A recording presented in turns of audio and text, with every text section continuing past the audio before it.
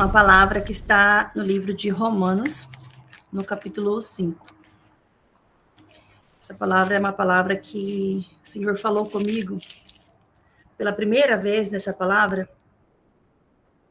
2010 talvez, acho que é 2009 ou 2010. Uma situação assim de bastante dificuldade, uma situação de muita dor que eu estava vivenciando. E esta foi a palavra que o Senhor trouxe para mim.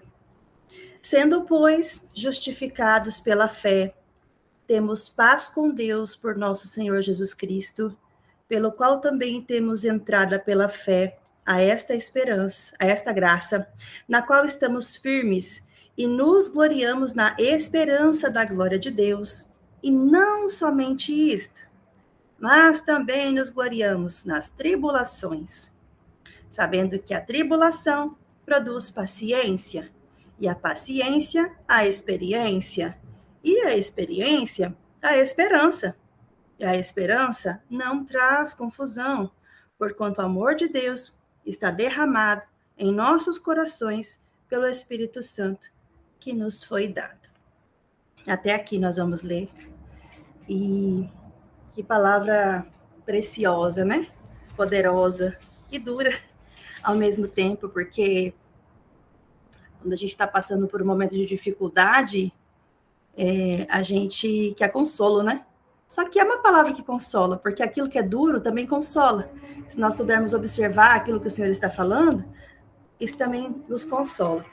E eu escrevi algumas coisas aqui, e eu dei um tema, gente, eu dei um tema para essa mensagem.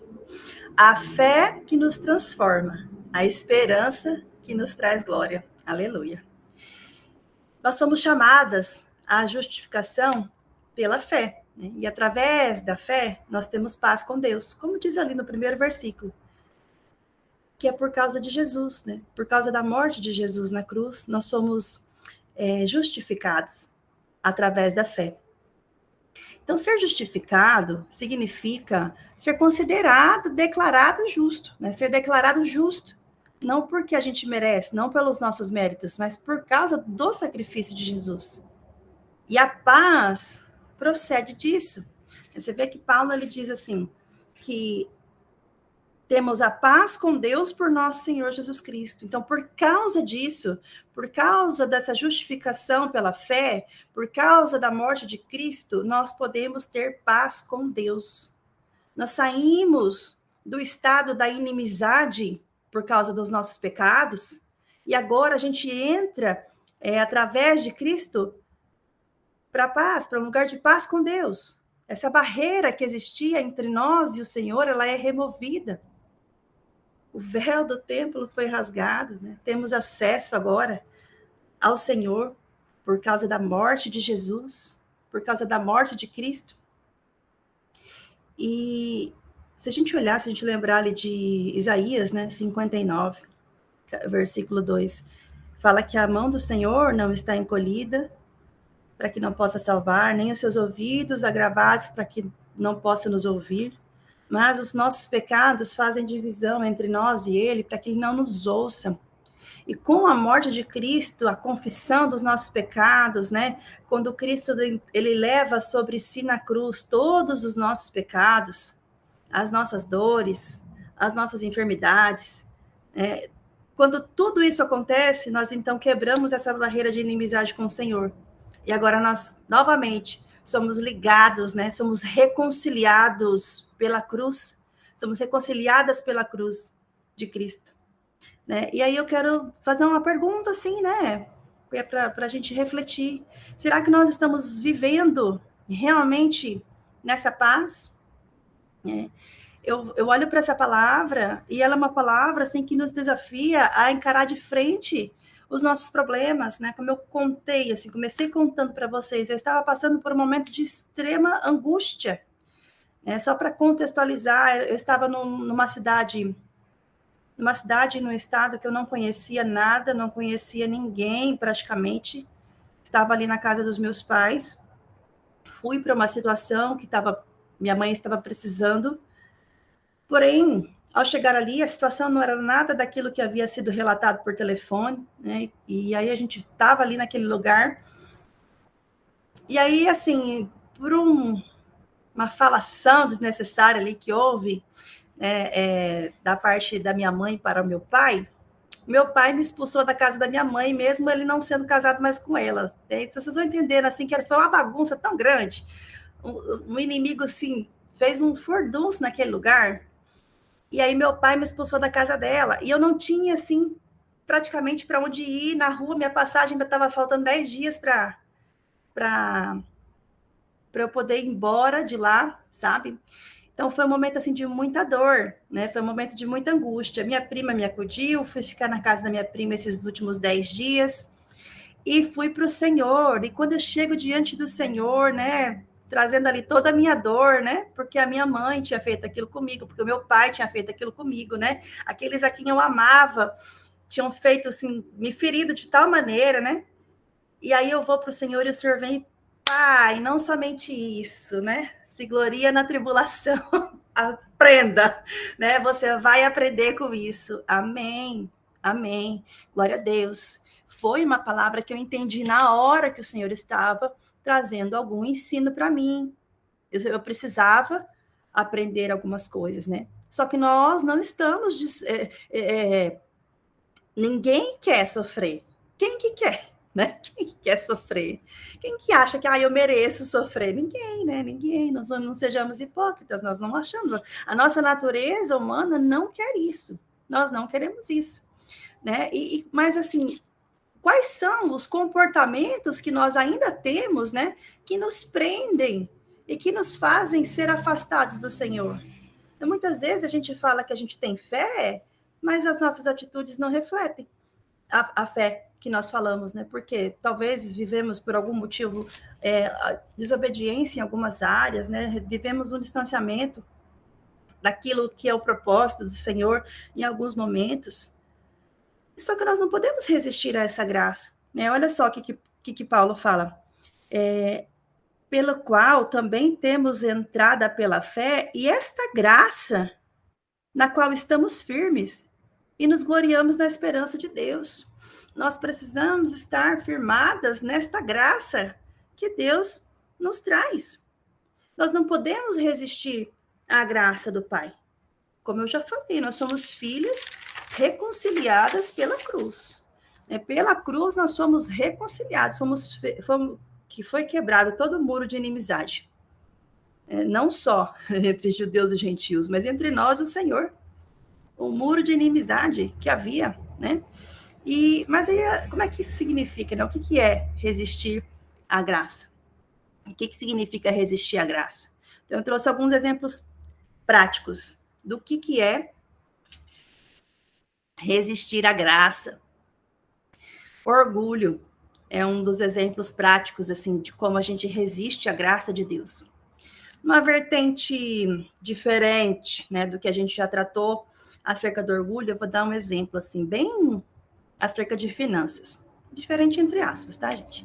Então, você imagina que alguém, assim, está passando por uma situação financeira e difícil, né? Uma situação difícil financeiramente falando, e ela insiste em confiar na força do seu braço.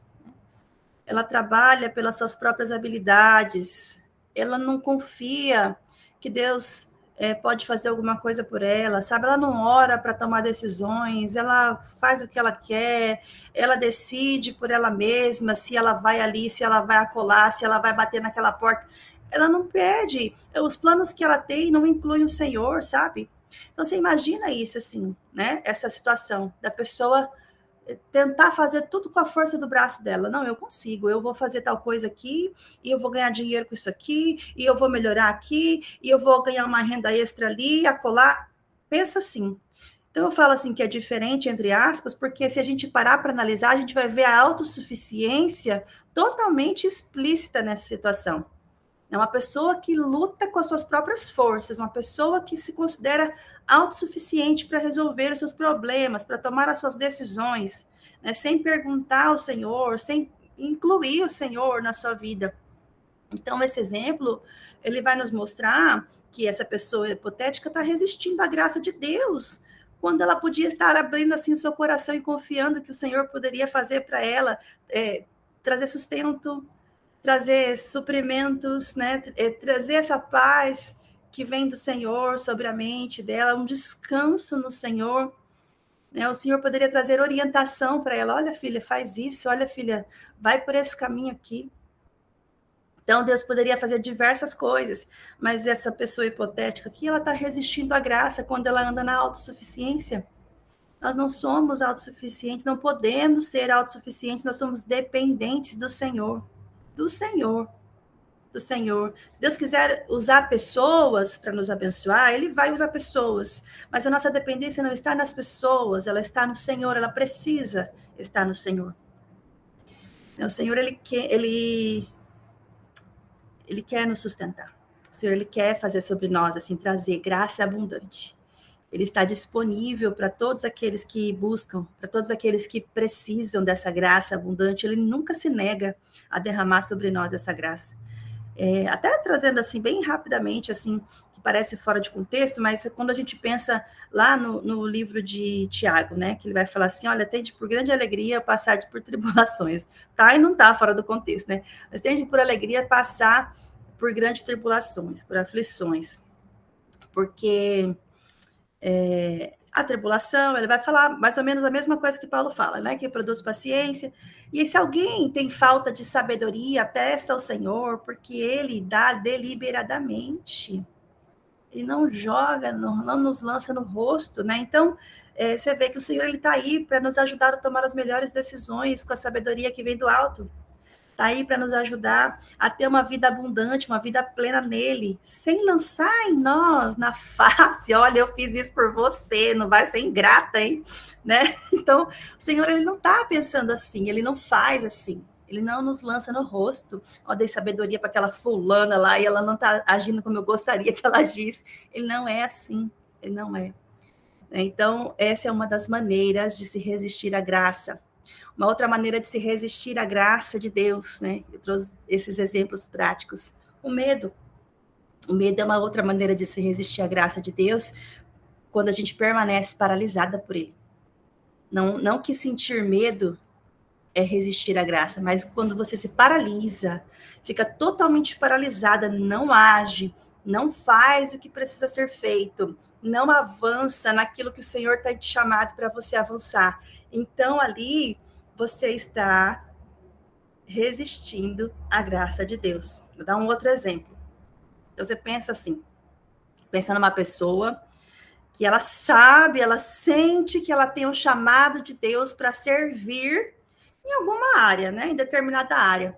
Só que essa pessoa, ela fica com medo do que as outras pessoas vão pensar, ela fica com medo do que pode dar errado, do que vão pensar dela. Então, ela está firmada na sua reputação, ela está firmada nesses medos, né, que também é uma das manifestações da raiz de orgulho, a gente já falou sobre isso, né, em algum momento, mas ela deixa de fazer aquilo que ela sente que ela precisa fazer, aquilo que ela sabe que ela precisa fazer, por causa dos outros, né? Por medo do que os outros vão dizer, por medo se vai dar certo, se não vai.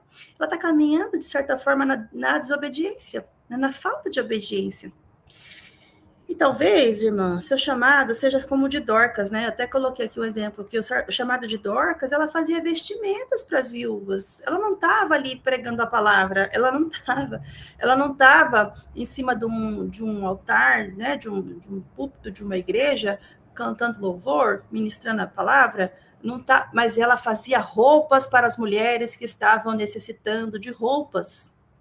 E aí até escrevi bem grande aqui, né?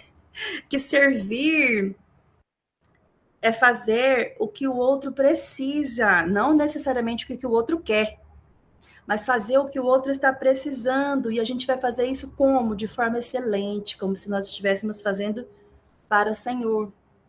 Não vamos olhar se a pessoa merece, se a pessoa não merece, mas vamos servir de acordo com aquilo que o Senhor nos entregou e nos confiou de talento.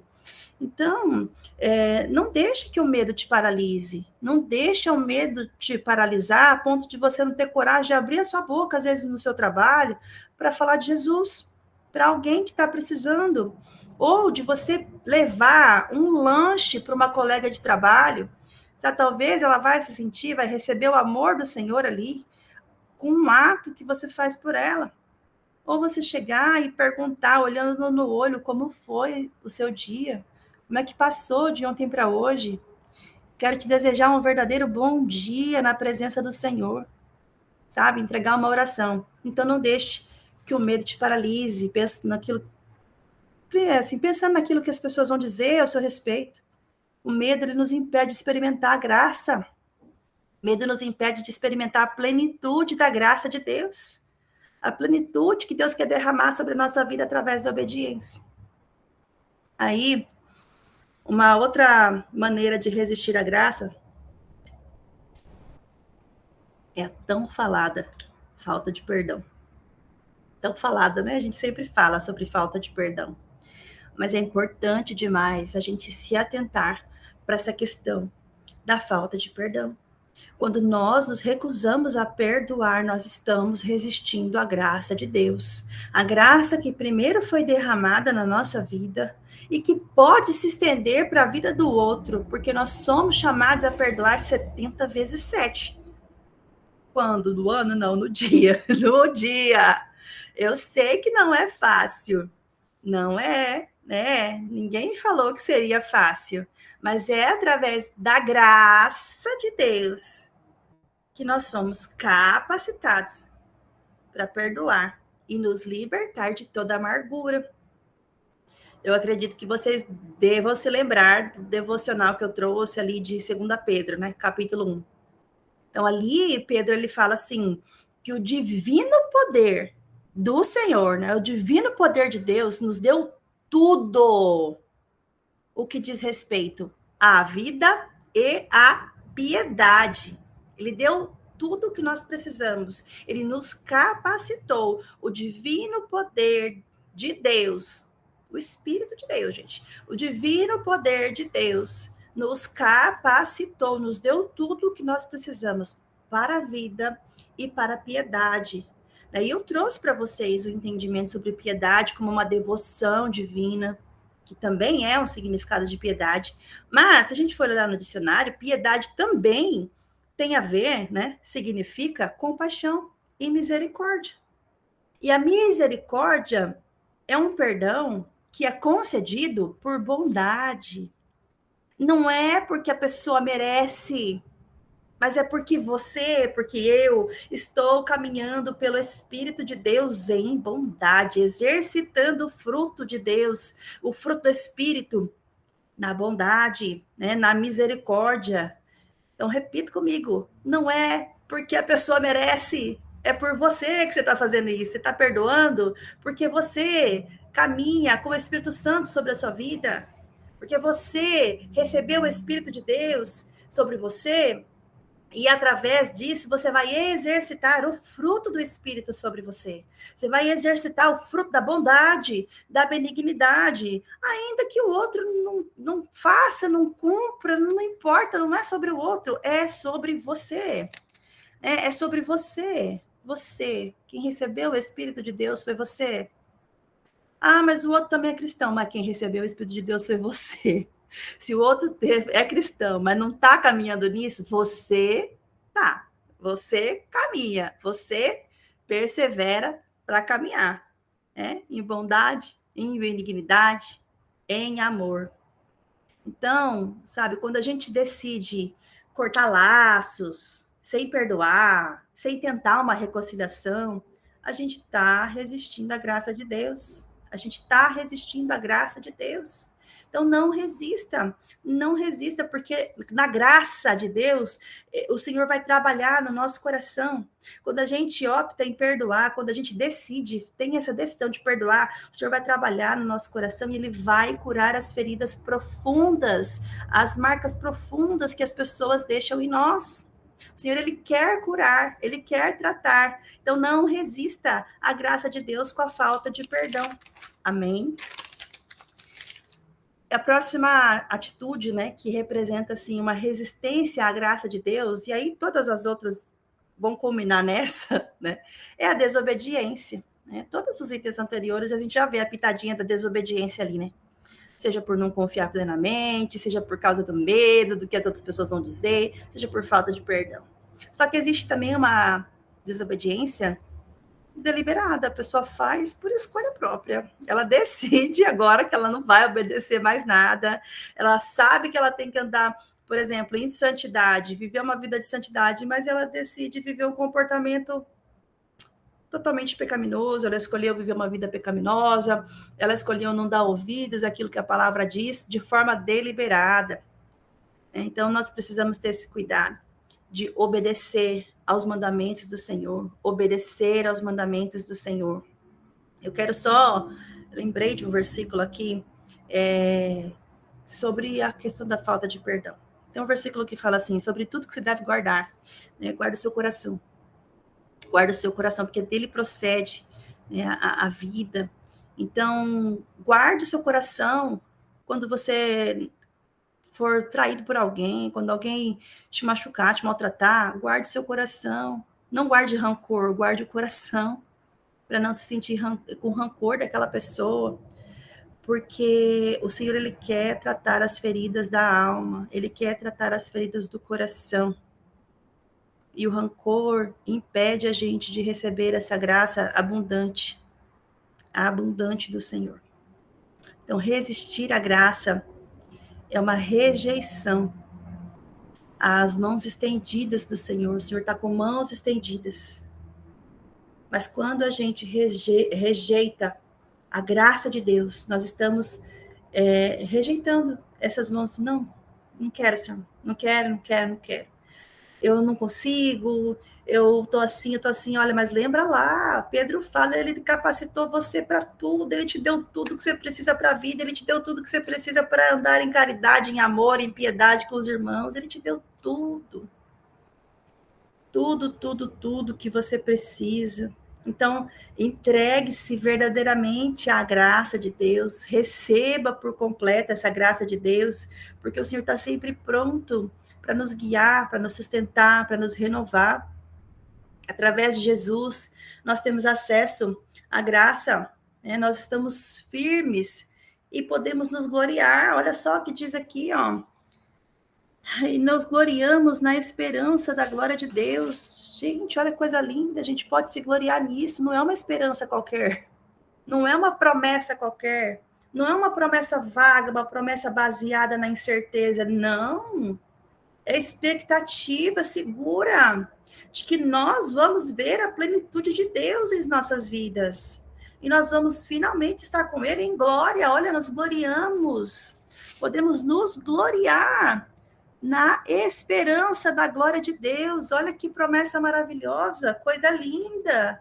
Podemos nos gloriar nessa expectativa que o Senhor coloca para nós aqui, ó. Vocês podem se gloriar na esperança da glória de Deus. Vocês estarão com Cristo, vocês estarão com Jesus, comigo, em glória, aleluia, né? E aí eu pergunto, será que a gente está confiando nessa esperança? Eu sei que muitos aqui têm uma confiança, declara que confessa, mas assim, irmãs, com muito temor, não podemos falar da boca para fora. Essa confiança que a gente expressa da boca para fora não convence nem a nós mesmos, não convence. Nós precisamos realmente ter atitudes que demonstram a nossa confiança, onde está, né, a nossa confiança. Então, será que a gente se abala pelas circunstâncias? Será que a gente tem se abalado pelas circunstâncias? Agora eu vou chegar nos versículos aqui, Paulo falando para a gente assim, olha, nos desafiando. Eu falei que Paulo nos desafia assim profundamente do versículo 3 em diante, né?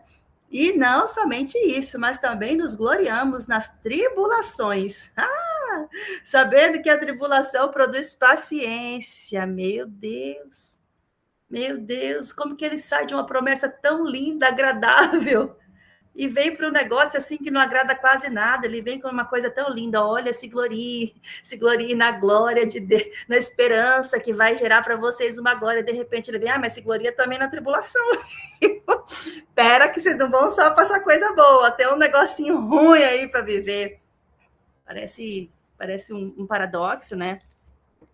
Mas se não fosse a graça de Deus sobre nós, se não fosse a graça de Deus sobre nós, nós não suportaríamos. E é por isso que eu acredito que vem escrito nessa ordem: primeiro receba a graça, primeiro receba Jesus Cristo na sua vida, a graça.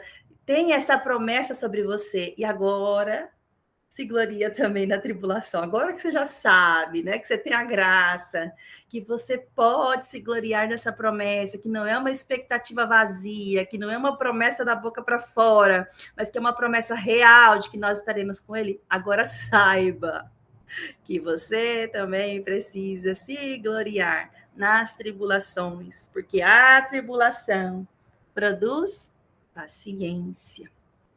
Então, primeiro, a gente recebe e vive na graça, para então se gloriar nas tribulações. E como eu já falei, né? Quem é que gosta? Quem que gosta de passar por tribulação? Ninguém gosta, né? Isso vai contra a nossa natureza humana. Só que as tribulações, elas produzem em nós perseverança. A perseverança produz experiência. A experiência produz esperança. É um processo. Você começa numa coisa que passa para outra, que passa para outra e chega no propósito completo. É um processo divino. É um processo que nos molda, que nos fortalece, se estivermos dispostos a passar por esse processo com fé. Não é fácil. Eu sei. Eu já senti, né? Já me doeu muito. Mas é possível, com graça, é possível. E as tribulações, elas surgem e elas confrontam os nossos próprios pecados, os nossos medos, as nossas falhas. Deus permite, muitas vezes, que nós passemos por lutas justamente para revelar o que ainda precisa ser transformado em nós. Esse processo não é para nos matar, mas é para nos transformar. Lembra que eu escrevi lá, até que eu falei para vocês aqui, o tema da mensagem? A fé que nos transforma, a esperança que traz glória. Com fé, a gente consegue ser transformado, porque com fé a gente vai passar por tribulação que vai produzir em nós paciência. Então, é no fogo da aflição, irmãs, no fogo da aflição que nós somos refinadas. A tribulação, ela tem propósito nas nossas vidas. Ela vai expor o que há de melhor e o que há de pior em nós. Ela vai expor aquilo que precisa ser mudado. Vai expor aquilo que ainda precisa ser transformado em nós. Não precisamos ter medo dessas coisas que acontecem conosco. E também não devemos passar de forma assim, estou passando por tribulação e ficar assim, de forma passiva. Pelo contrário, a gente precisa analisar-se a nós mesmos, sabe? Nos analisar, observar o que está acontecendo conosco, sabe? Como é que a gente está enquanto está passando por tribulação? Essa perseverança que Paulo está mencionando não se trata simplesmente de suportar de forma passiva, mas de persistir com fé, de ter uma fé firme, né? Firmados na fé, mesmo quando tudo parece que está desmoronando. Então, a gente precisa analisar com cuidado tudo que a gente está vivendo. E essa perseverança, ela nos leva a um nível de experiência, ela nos leva para um lugar de experiência mais profunda com o Senhor, e um conhecimento mais íntimo do caráter de Deus, da sua fidelidade. E a experiência, por sua vez, ela traz para nós um fortalecimento da esperança. Então, Paulo, ele termina o trecho ali afirmando que a esperança não nos decepciona. A esperança jamais vai nos decepcionar, porque o amor de Deus foi derramado em nossos corações pelo Espírito Santo que nos foi dado. Então, a esperança de Deus não nos decepciona. A esperança, olha lá atrás, o versículo diz, olha, nos gloriamos na esperança da glória de Deus. A esperança jamais vai nos decepcionar. Jamais. Pode falar, irmã.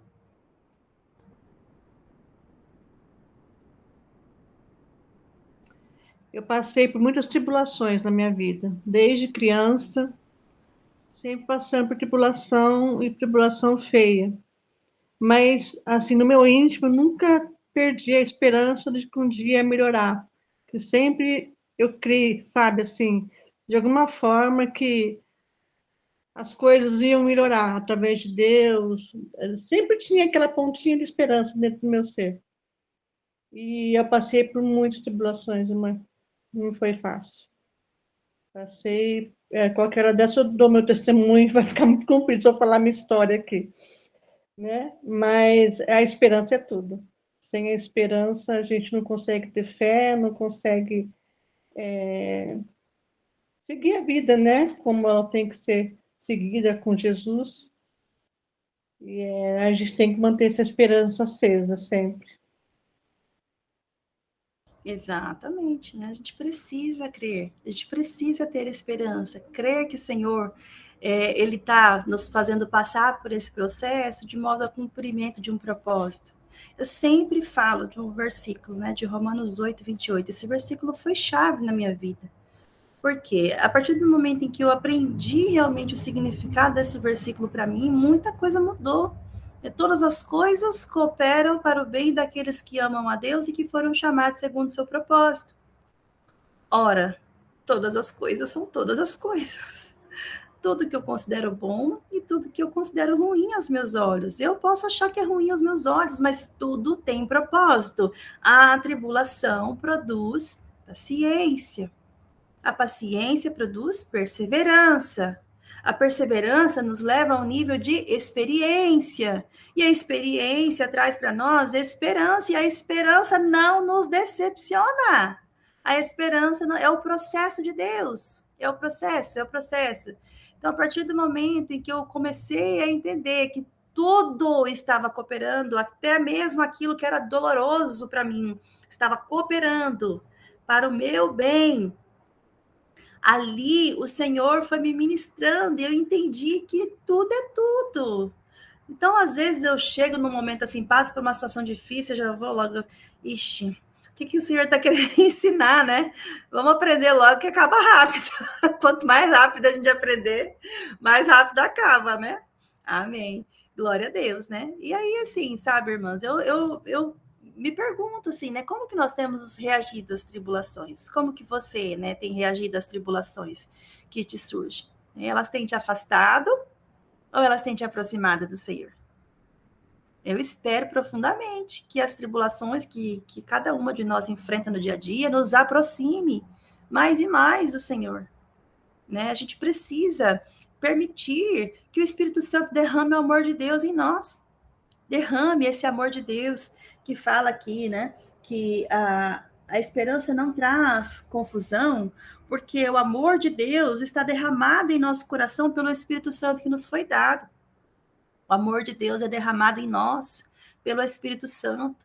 Então, nós precisamos estar nesse lugar de não resistir à graça, de permitir que todas essas lutas que a gente enfrenta, todo esse passar por tribulação, isso seja preenchido pelo amor do Senhor em nós, através do Espírito Santo que nos foi dado, né, que está aqui, né, em nossas vidas. Então, assim, a gente precisa, né, é o momento da gente abandonar aquilo que tem nos impedido, né? Abandonar aquilo que nos prende, permitir realmente que o Senhor, Ele complete toda a boa obra que Ele começou em nós.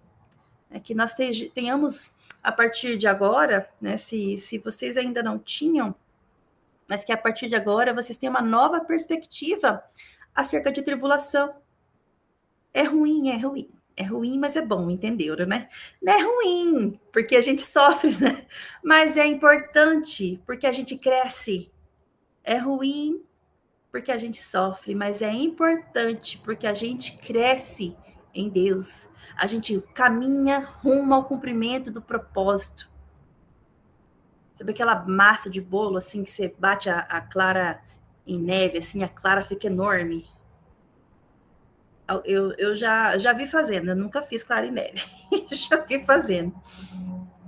E a clara apanha tanto, e ela fica enorme. E com a clara em neve o bolo fica fofo.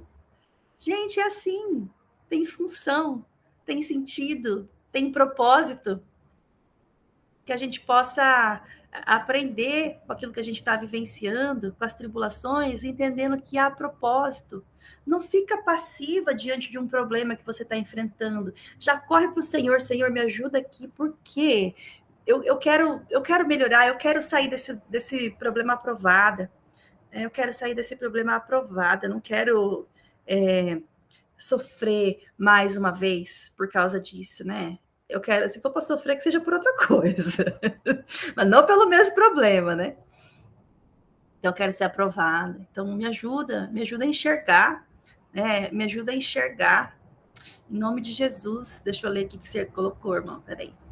Estou passando por uma tribulação. Aqui na minha família, não vou perder a fé. Exatamente, glória a Deus, você está aí, é propósito, você será aprovada, né? Trabalha o coração, né? Trabalha o perdão, exercita diariamente, porque tem coisa que precisa ser diária, se as feridas são diárias, o perdão precisa ser diário, senão a gente não consegue vencer, né? Então, no nome de Jesus, que o Senhor te dê muita graça, que Ele derrame graça abundante sobre você, não só sobre você, mas sobre a vida de cada uma de nós que está aqui nessa noite, sobre cada uma que vai assistir depois essa ministração, mas que você receba graça do Senhor para suportar as aflições, graça do Senhor para poder vivenciar todas essas coisas e sair aprovada, e sair ali com uma experiência de intimidade com o Senhor. O processo é a tribulação que gera paciência, que gera perseverança, que gera experiência, que gera, então, a esperança que não decepciona. Aleluia!